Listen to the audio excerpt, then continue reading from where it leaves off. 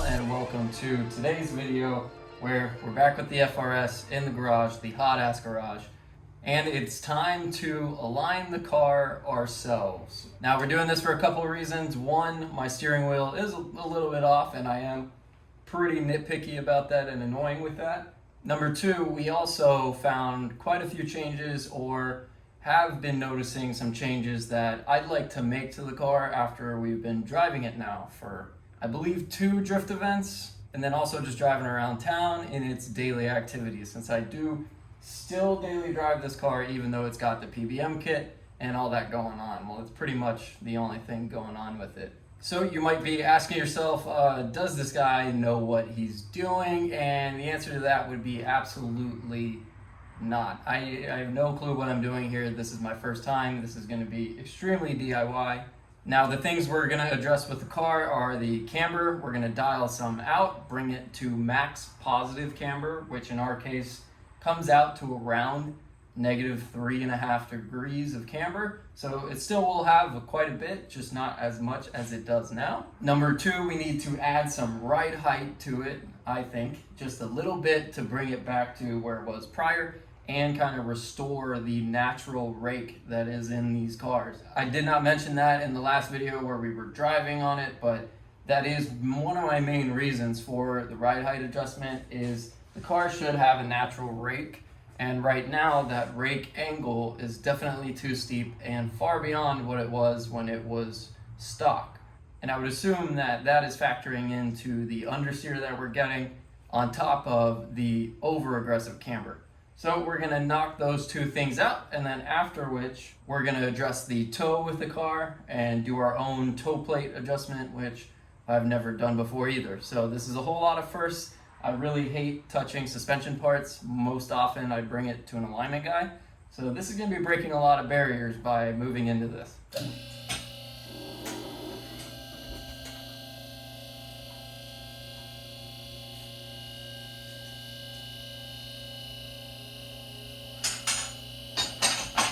Now, although it's definitely not required for me to take off the front wheels for this camber adjustment, I'm just going to do it to make it easier for myself.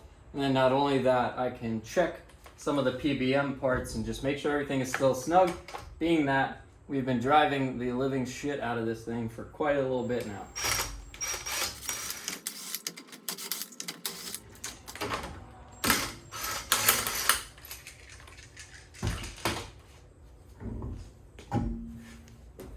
So with these particular coilovers, these tines, it uses an Allen key.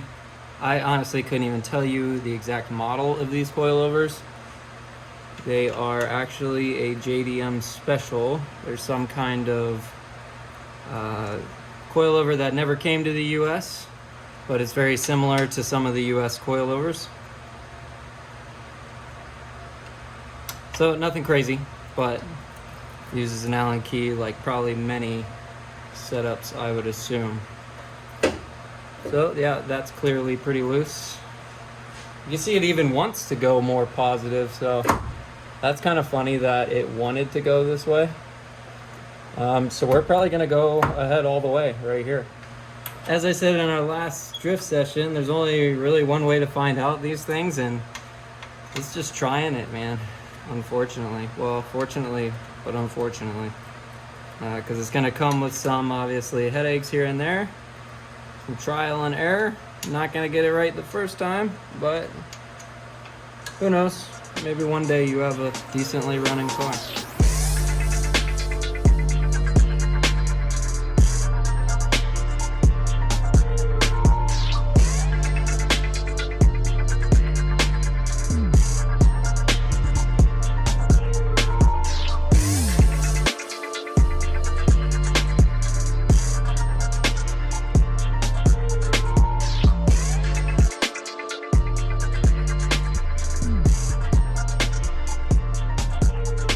So we have reached an interesting crossroad of my laziness, but also my ingenuity, I guess, because I had no idea that this was going to take effect. So when we changed the camber just now to more positive camber, it actually gave us quite a bit of ride height, and I'd say easily a centimeter maybe even more than that.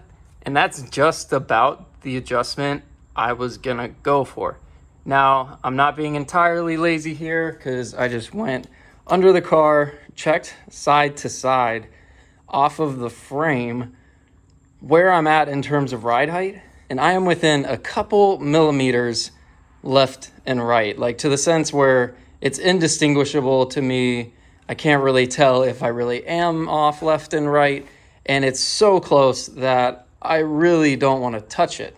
Not to mention, when I do look at the car down the side, when it comes to the front and back, I believe quite a lot of the rake has also been restored by doing this. Now, it's really hard to see this visually when you're not here, but you can easily see here we're very close front and back in terms of ride height, and just a smidge lower up front.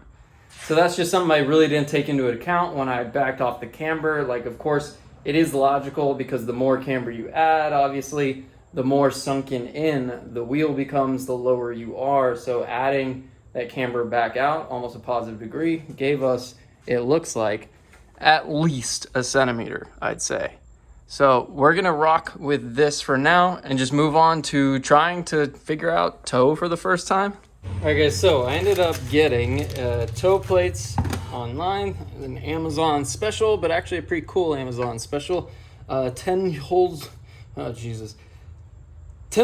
Automotive. Actually, it's not bad. Tenhulzen Automotive toe plates. It comes with a nice little measurement card, so you can do conversions to degrees with the inch variation. So that's pretty cool for somebody like me who has no idea what they're doing.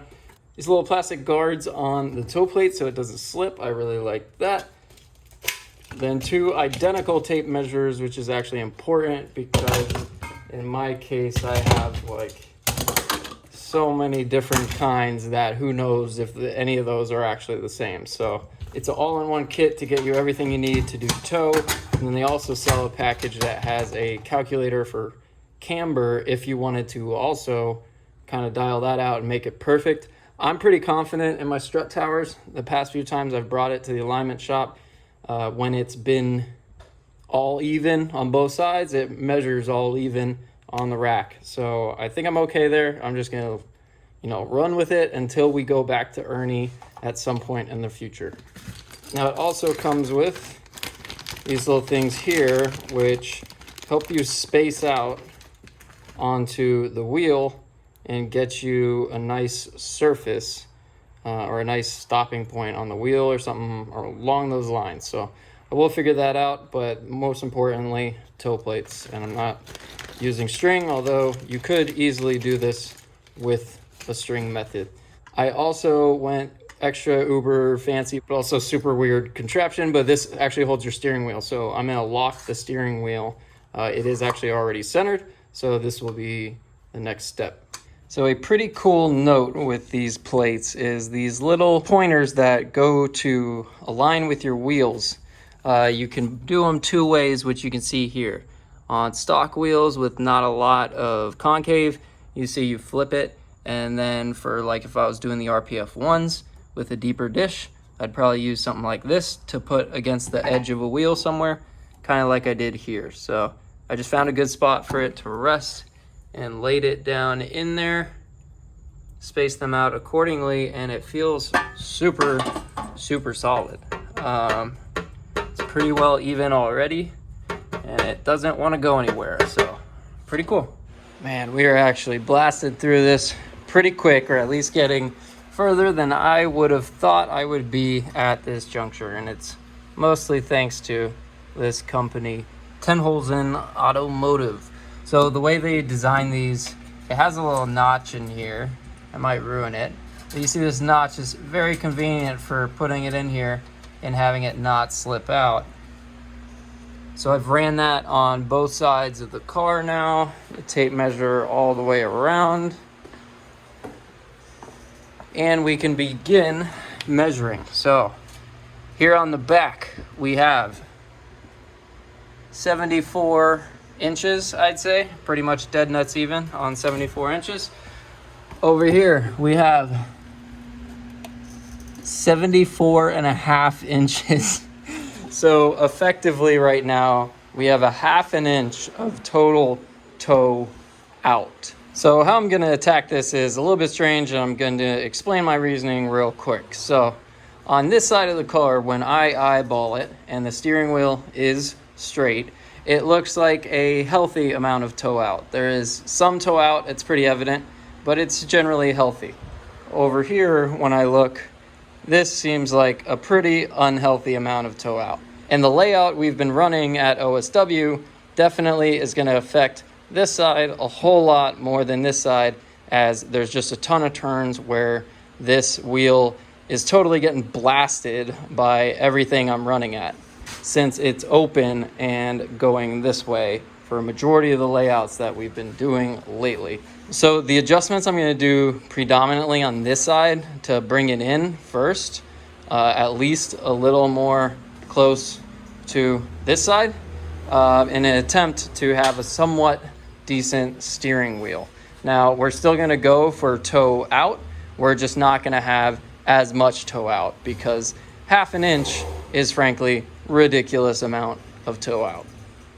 Frankly, this little device could be entirely a waste of time, but you know, I spent the money, so we're gonna try it.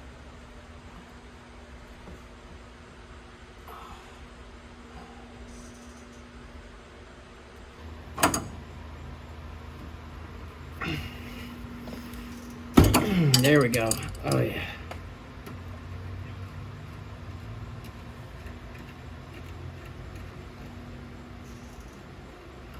All right, so right now this wheel is toed out too much. So what that means is it's pushed in too much or tightened in too much, and we need to relieve some out here. That way it backs this part of the wheel out towards the well, and then the front a little more towed in, if that makes sense. So if we give this more space in the back, it's obviously going to tilt it towards the front.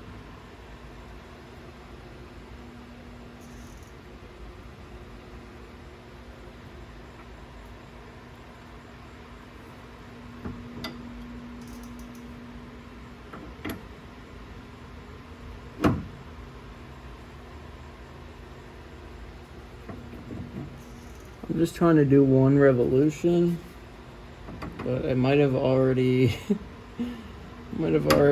lost my spot.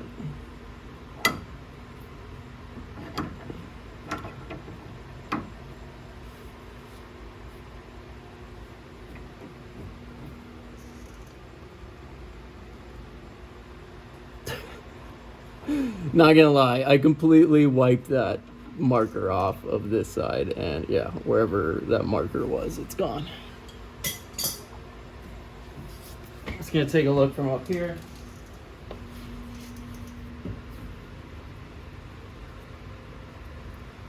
I am completely just eyeballing right now,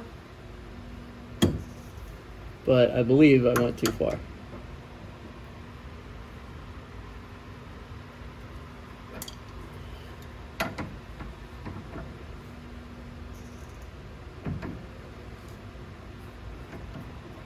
Let's just see what effective change we just made there. And I'm also going to figure out a way of marking this more evidently.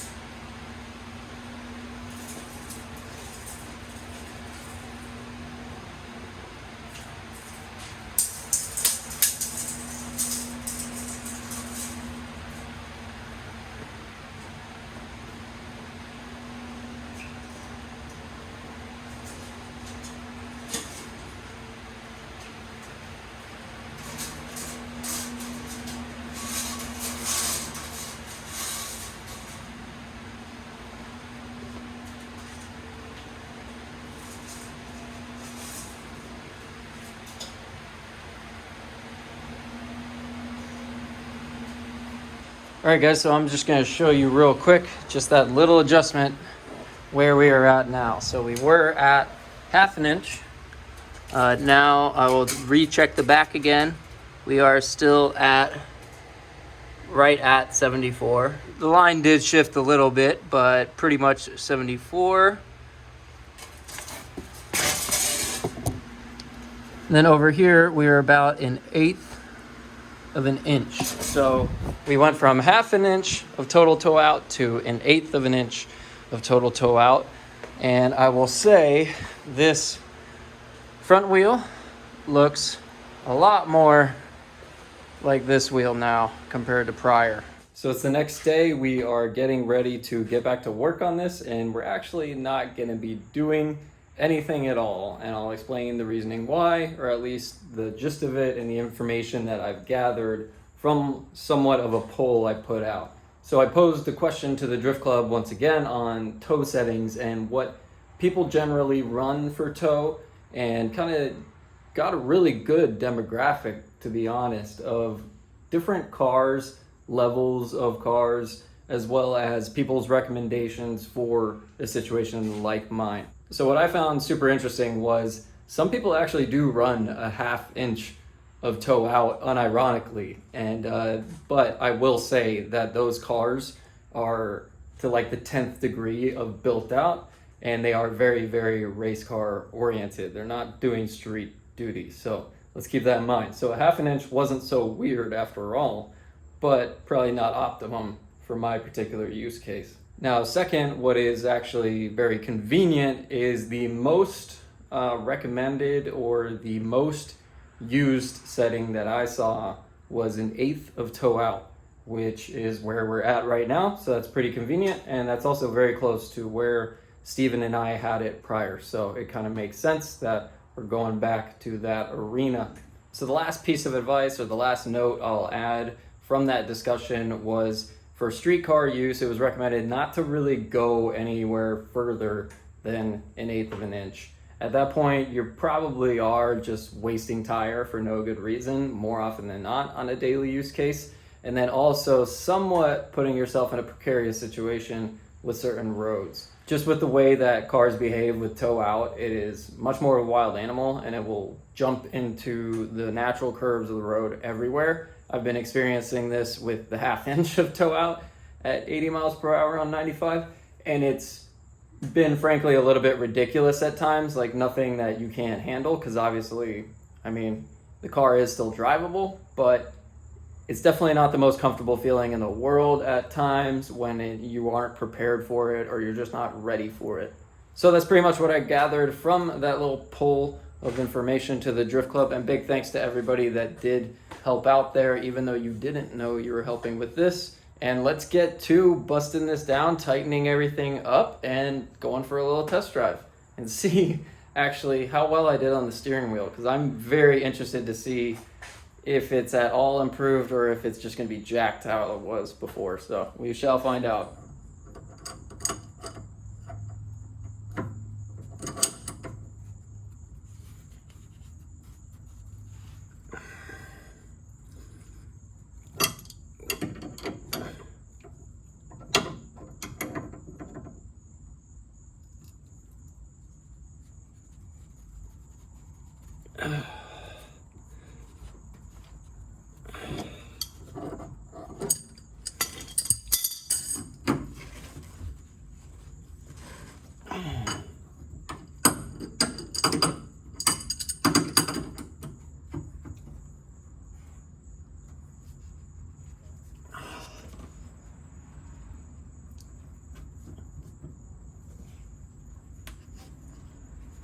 All right.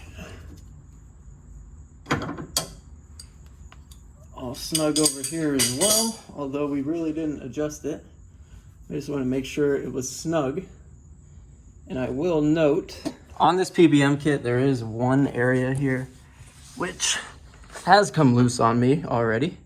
But this could have been due to either the alignment guy not knowing how this works, or me even telling him that it worked a different way, like confusing him even more.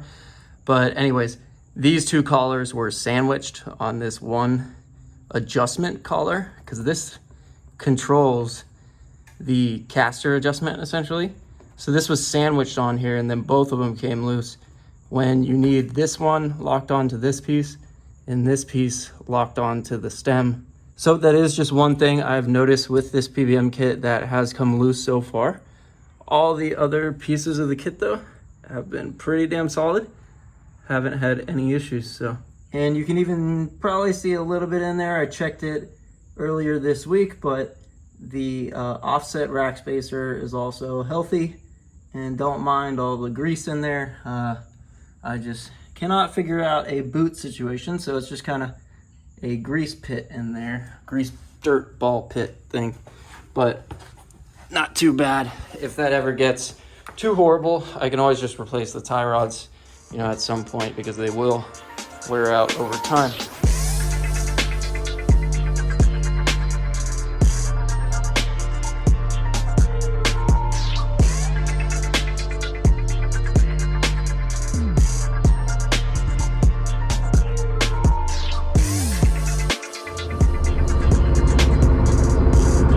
Alright guys, so I've been driving it for a while now, and it's driving pretty well. The wheel is far better than it was before, with the one wheel totally knocked off as it was prior.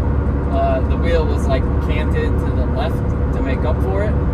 All half-inch of that toe it was making up for. So I think I did a pretty good job. I'm actually like pretty happy with it. Like if I got this from an alignment shop, I would not bring it back to them, which is something to say, because that has not always been my experience with alignment shops, especially like Firestones. But I know it's completely up to which one you go to. I know there are tons of shops around where like you just have that good tech there who knows his shit, but it's very rare at a Firestone. So I'll say that I did all right on the toe. The camber adjustment, I'll say, definitely helped my scrub radius quite a lot. Before, I was suffering from a tremendous amount of understeer, I believe, partially due to the scrub radius being worsened by all that camber. Now, with the camber backed off and a little bit of ride height, I think I definitely unwound some of the bind, maybe, and then also just, I can tell the scrub radius has been definitely improved compared to what it was prior, which mathematically it actually has. So if you're unfamiliar with scrub radius, I'll link a video here. I'm not sure who from, but there are quite a lot of them out there that explain it to great detail now.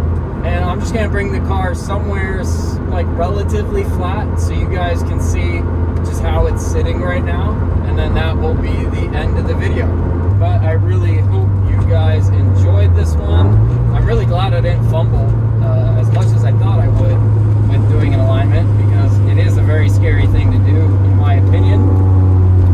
But yeah, overall, super happy, and it is a beautiful day in South Florida. There's also a cop right there, so I'm not gonna drift this.